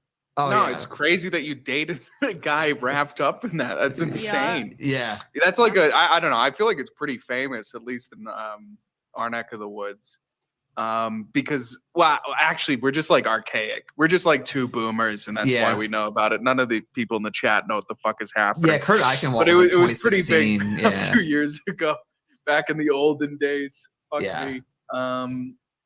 Dude, because he got caught looking at fucking tentacle hentai, right, Kurt Eichenwald? Yeah, he was like, what was the thing? He's like, I was trying to show, but my wife didn't believe me that there's such a thing existed, so I Googled it to show it to her, and she was like, wow, that's crazy. The story was, he was like, somebody, he was like, here's a, oh, that's what it was.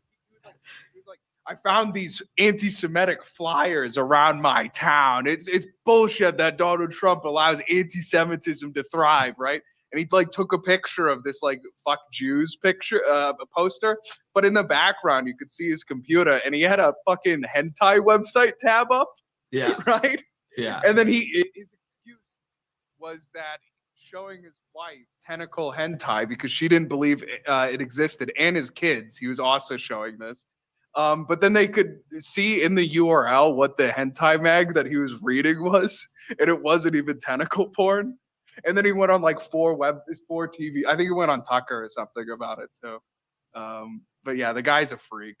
And then he had a seizure, because somebody posted a Twitter gif at him. He got some like disabled veteran locked up for posting a mean tweet at him. Yeah. Remember, it was like this is his wife. He just had a seizure right now, and he's lying on the floor dying. It's like, call the ambulance then, dude. Like, why are you tweeting right now? He's like, I just imagine Kurt Eichenwalder just sitting there on the floor, fucking like freaking out, and she's like, "This is his wife. You've done it now." Like, you know what I mean? Like, what are we doing here, dude? A few moments later. Prag Culture sent $25. Hearing Karlyn explain this story for the first time is really eye-opening. I honestly believed a lot of the smears against her for a long time. I'm sorry to say I bought into this stuff. Glad to hear she's totally exonerated. And I just want to end the clip there. And this clip goes on for a little while. We talk about some of the other gossip about me. If you want to watch the full clip, it's on my channel.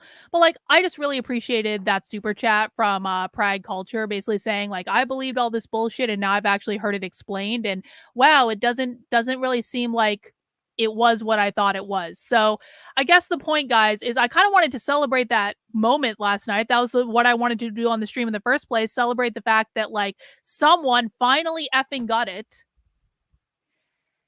And then Lucas Gage swoops in and ruins everything because he's a low IQ retard. And if Lucas Gage wants to do his own research and actually, be an adult about this, I would welcome that. And when he wants to admit that he's wrong, he is more than welcome to admit that publicly. If he expects, to have any respect from me, but otherwise, like, I'm just done. And again, guys, if you want to find out more information, this is the entire story from start to finish. It's on the redpilldiaries.substack.com. I just put the link in the chat. You can also currently find this pinned in a thread on the top of my Twitter. I'll show you this. So it's actually pinned on the top of my Twitter right now. Not that one, this one. So it's pinned to the top of my Twitter right now. If you go into the clip and just scroll down, you will find the link to that Substack so that you guys can find the story for yourself. And yeah, I mean, I just hope that people listen. I wanted to go on No Holds Barred and talk about it, and Dalton never got back to me. And so, it's like I'm glad I had the chance to do it on the Weekly Sweat. I'm glad that Beardson and Worldswrote actually knew what I was talking about. And and if people have questions, I'm actually more than happy to answer questions when they're asked in good faith. But like when it's just people trying to get dunks on the internet, like I'm not going to do that. Like, listen, man, I spent 8.5 years standing by someone that was in federal prison. Like, there is no amount of internet bullshit that is ever going to get me to turn my back on him. Not ever. Like, he's one of the loves of my life. And he and I don't even really talk anymore, which is kind of sad. And I feel horrible for all of the bullshit that he's been put through because of these people. I feel absolutely horrible. I have so much guilt about this. But just because we aren't in each other's lives anymore doesn't mean I don't love him. Doesn't mean he didn't have a significant impact on my life. It doesn't mean that I regret standing up for him and standing by him at all. I will never throw him under the bus. He has suffered enough. He gave up 8.5 years of his life in his 20s for something he didn't do. And I find the whole thing just absolutely disgusting. Thank you, Kristen, for the super chat. I appreciate it. All right. Do you guys want to watch some Nick?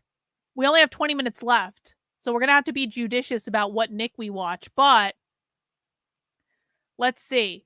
So, again, like, I wanted to actually watch more of Nick Fuentes' Friday show today, and maybe we'll do that another time, but let me just play you guys a couple clips, because, honestly, Did anyone else watch Nick's Friday show?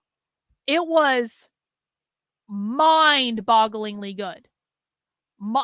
His entire rant was just like,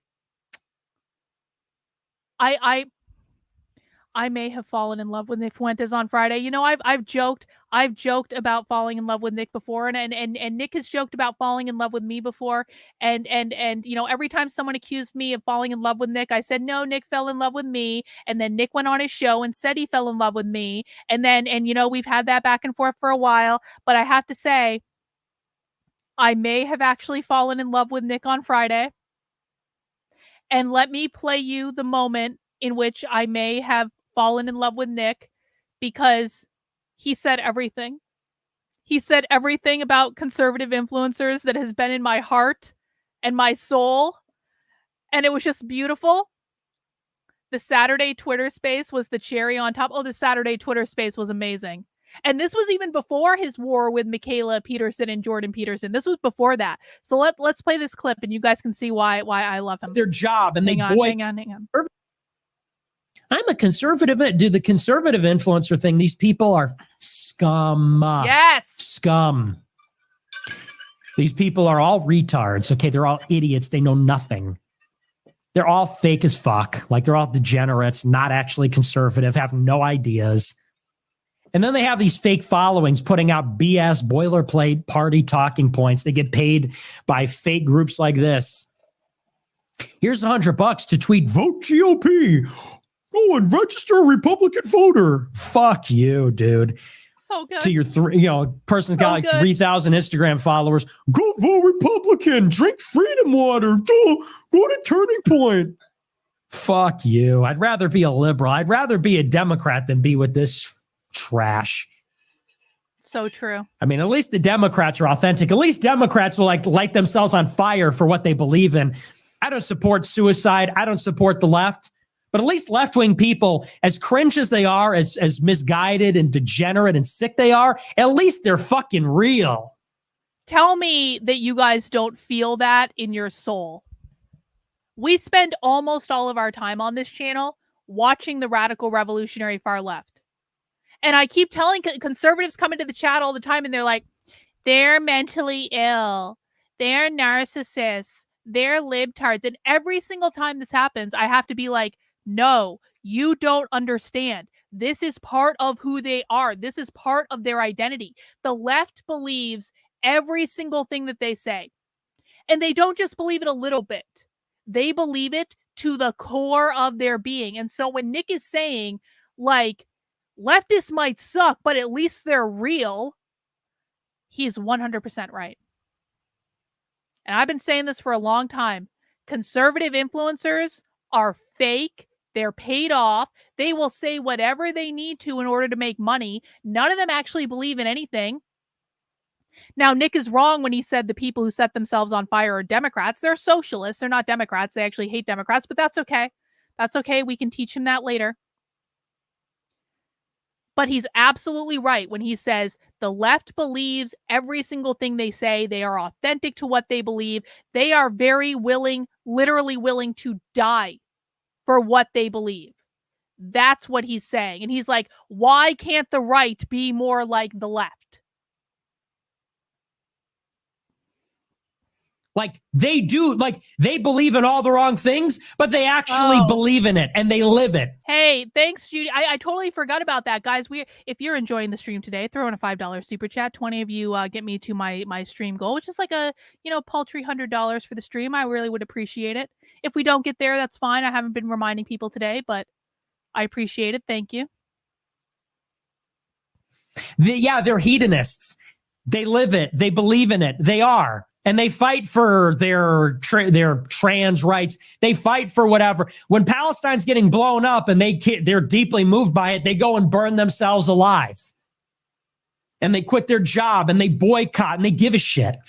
And they go out and they put on the t-shirt. These conservatives, they don't believe this stuff. They get their talking points. They're all degenerates. They're all fakers. They're all sucking somebody's dick. When I say that, I don't say that to be vulgar. I mean, that's what it is. Literally. It's all like gay. Hey, man, I've been hearing this a lot lately. Tell them. Because like, here's the thing. I'm not going to campaign for a cozy channel. I'm not going to go and like be like all this stuff. Like, it's one of those things that like, if Nick deems it so, then I'm actually more open to it than I was before AFPAC. Before AFPAC, I was like, no, I would never do that. That's not a good idea. After AFPAC, I'm kind of like, if the fates deem it so, then let it be. If the fates don't deem it so, if Nick thinks it's not a good idea, if other people don't think it's a good idea, I'm cool with that, man. I'm literally not campaigning. I'm not doing anything. I'm just saying, if you want this, go tell you guys campaign if you want it. But like, I'm kind of like, what will be, will be. If it is meant to be, then the stars will align and we'll see, I guess. Thank you, Benjamin. I appreciate it. Pederasty going on, and it's literally, that's what's up. It's like all these people, like, they don't believe in it. They don't care. They're not even. Actually, Nick does, and this is why I wanted to watch this stream, and we aren't going to have time to do it today. Nick goes over what Project 2025 is in his Friday stream. Again, I highly recommend everyone just go watch it. Go on Rumble, go on Cozy, whatever, because he does a really good job of explaining it. Maybe we'll watch it some other day. Really conservative. They're just as degenerate as the left. They're just as liberal as the left, but they're uglier and they're dumber. And so that's why they're on the Republican side, and they're getting paid to post a slop for Israel. You know, Israel puts up the boatload of money, and it filters down through these BS groups. And then they're paying some, ugly kid with 1,000 Instagram followers to say, hey, man, like the GOP freedom and we're against socialism. And they don't care. They don't know anything. They don't know anything. So true. They don't know anything. So I'm just my contempt of the right wing grows daily. Yep. And I'm not like I said, I'm not a leftist. I'm not a Democrat. I'll never be a leftist. I'm Catholic. I'm a reactionary. I want a king. I want to, you hear the way I talk. I'm like Catholic, fascist, reactionary, but at least the left is real. It's authentic. The right is all fake. That's what I've realized. The entire right wing, like what the left says about it is true. It's a lot of criminals. True. It's a lot of fakers. It is all backed by corporations.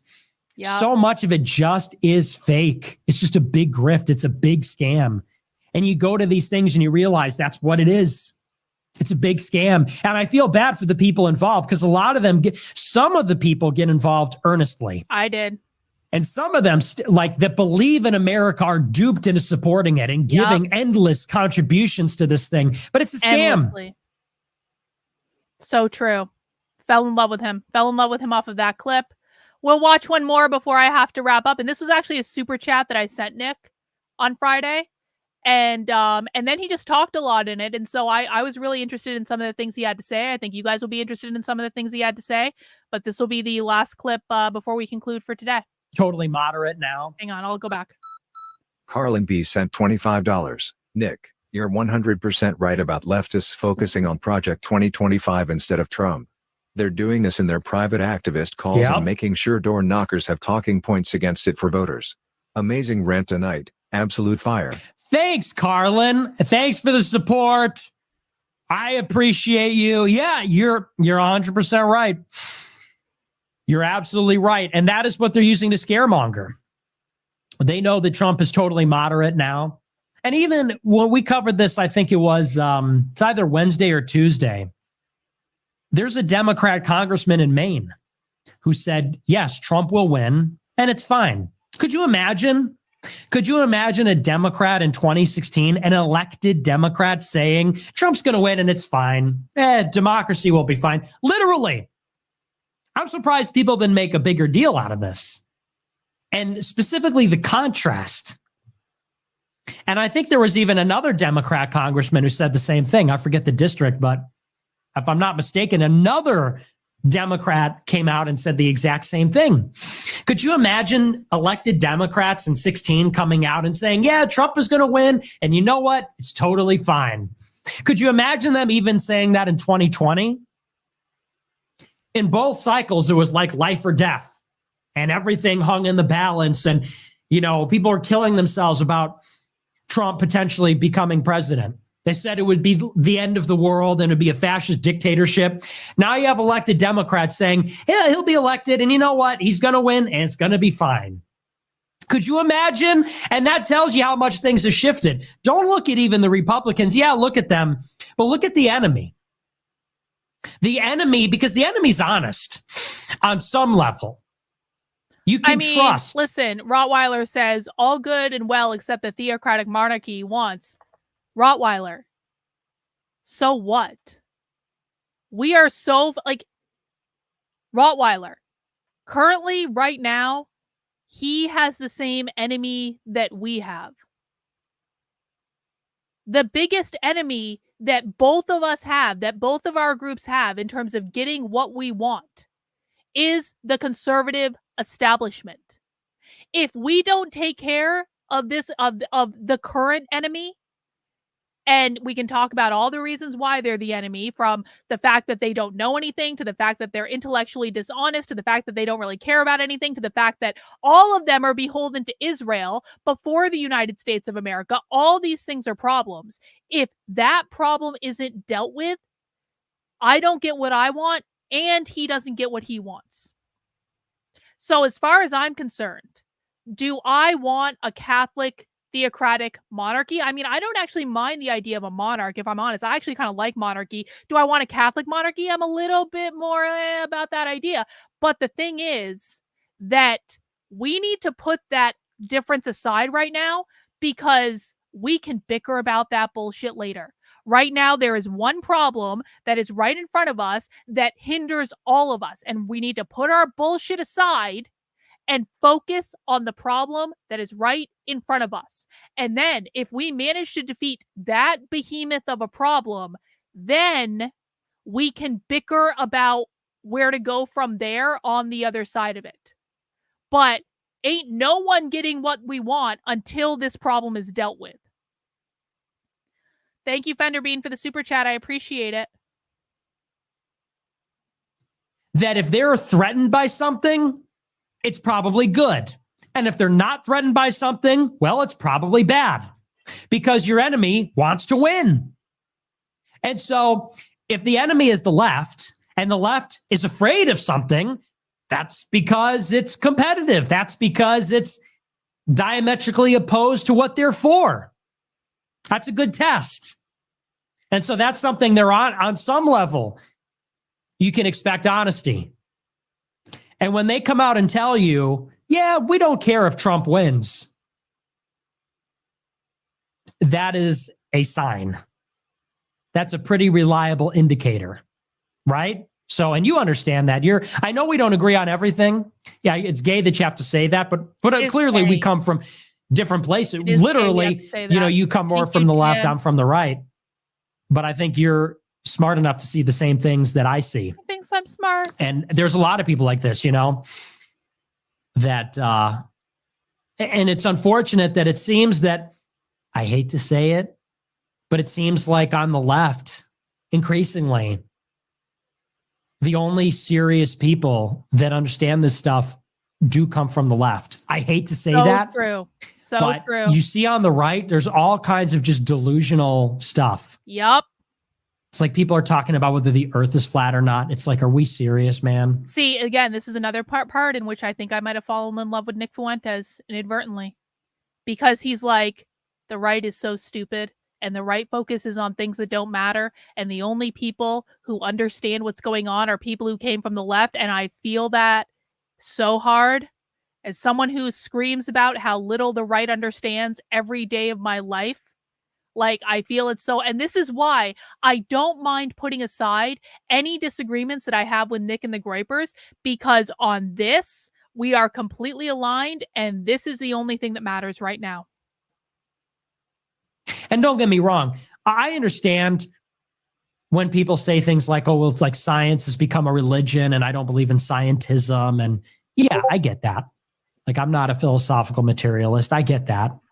When people start to say stuff like, oh, well, the debate should be about whether like the moon landing is real and whether the earth is flat, and people are drinking their own piss, which is something that does go on. And there's this like QAnon stuff and delusional Trump stuff. And It's like, we got to be grounded in reality. We're the serious people. We're the serious people that are actually doing the research and looking at the facts, not all this crazy stuff. I'm so sick of the kook stuff. Yeah. I'm so over that. Yeah, me too, bro. And I forget who said this, but it's like, when I look at the people that actually have like a sophisticated, even-handed take, even if I don't agree with everything, even if I don't agree with where it comes from, it's always on the left. Yeah. It's like Charles Johnson, Richard Spencer. These guys are no longer reactionaries. They're no longer even super right-wing. But they're the only people that I read their timeline and I'm like, oh, these people are in touch with reality.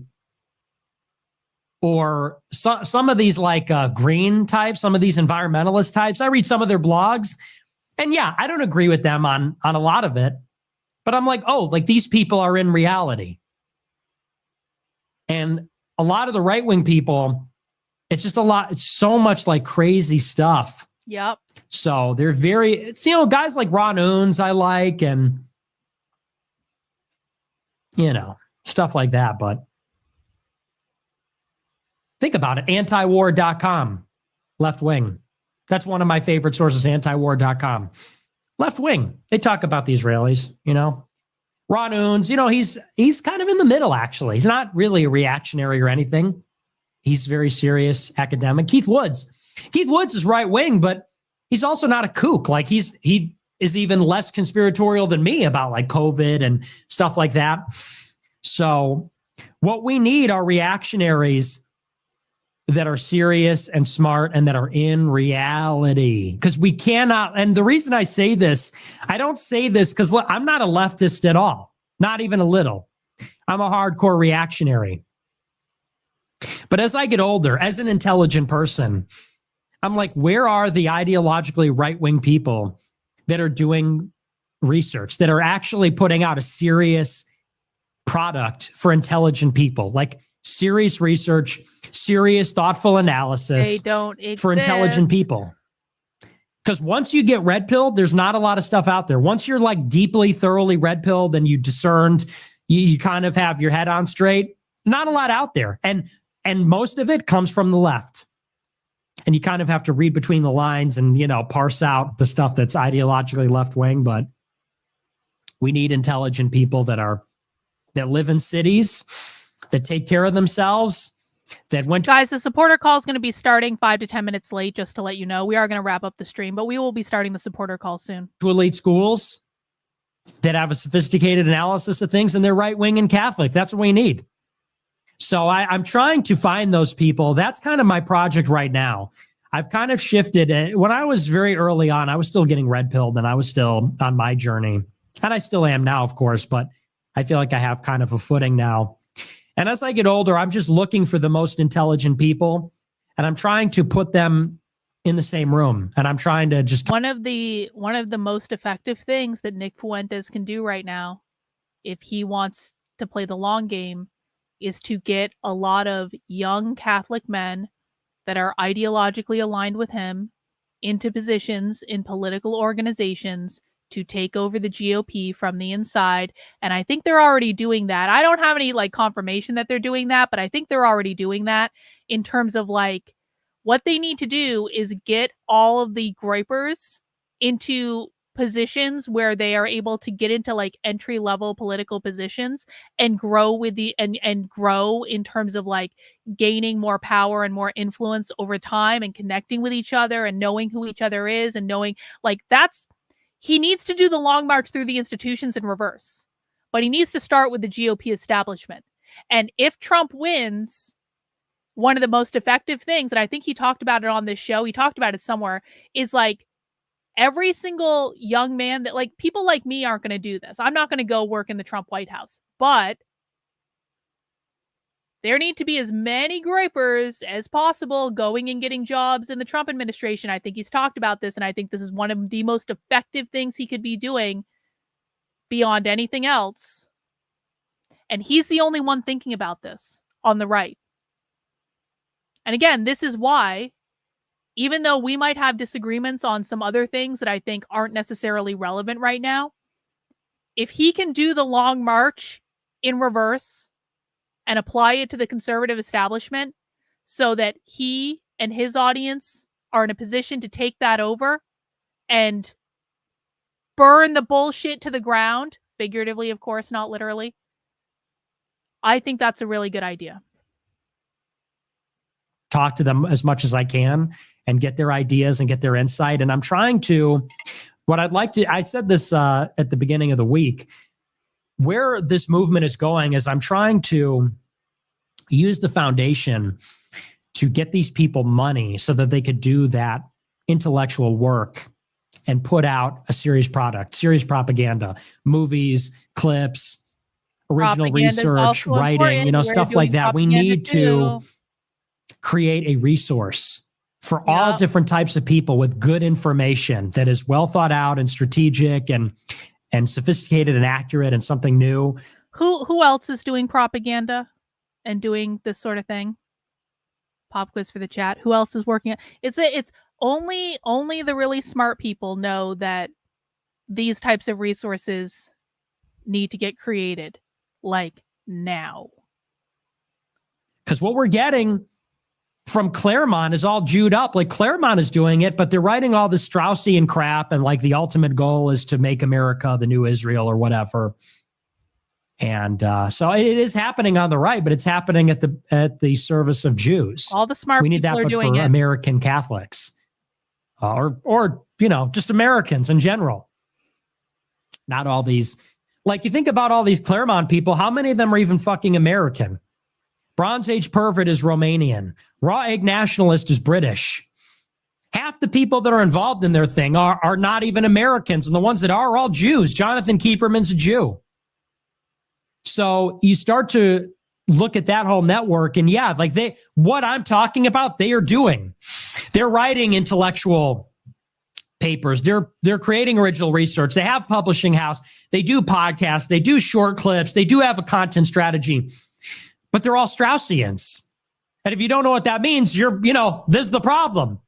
They're all Straussians. They're all doing that basically as like a clever Trojan horse to get Zionism back into the cards for the younger generation. And we need that, but for Americans. So anyway, not to glaze, but it's good to see that you're clearly hip. You're clearly on the ball, Karlyn, and I appreciate it. Aw, he thinks I'm hip. He thinks I'm on the ball. I just fell in love. Okay, maybe not really. Don't clip that out of context. Obviously, we're not being literal. But no, I thought Nick's show on Friday was fire. I wish we had more time to watch more from it. And maybe we will another day, but I definitely want to recommend people go watch it because just like he broke down Project 2025, he talked about why the left isn't afraid of Trump anymore. It was just like from start to finish, I was just sitting here like I watched it live. I was engrossed. I could not look away. It was so, so, so good. And so I definitely recommend it. And I'm glad we got to watch a little bit of him tonight. Sadly, we do have to wrap this up because I do have a supporter call that's supposed to be happening right now. And if you would like to join me on that supporter call, which is a private, unrecorded call that we do on Mondays at 7 p.m. and Wednesdays at noon, head over to the Substack, which is Karlyn, KARLYN.substack.com. Go to the Unwoke Roundup email that I sent out yesterday. Scroll all the way down to the bottom.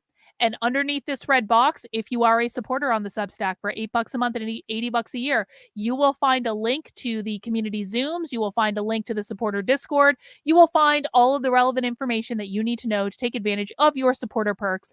And I'm going to go and do that call now. But I want to say, again, I am completely 100%. And I want to say this too, because, last night when I was talking to Beardson and Wurzelroot, a little bird was chirping over on Kick. And that little bird seemed to imply that at some point that there was a little bird on Kick watching this stream as it was happening. And that little bird he was annoyed. He was annoyed because he said, I don't want to see them being friends. I want to see when it all blows up, or something to that effect. Maybe not exact words, but something to that effect. And so the little bird over on Kick is really looking forward to apparently the ultimate clash that is going to take place between me and Nick and the Groypers. But I'll tell you this.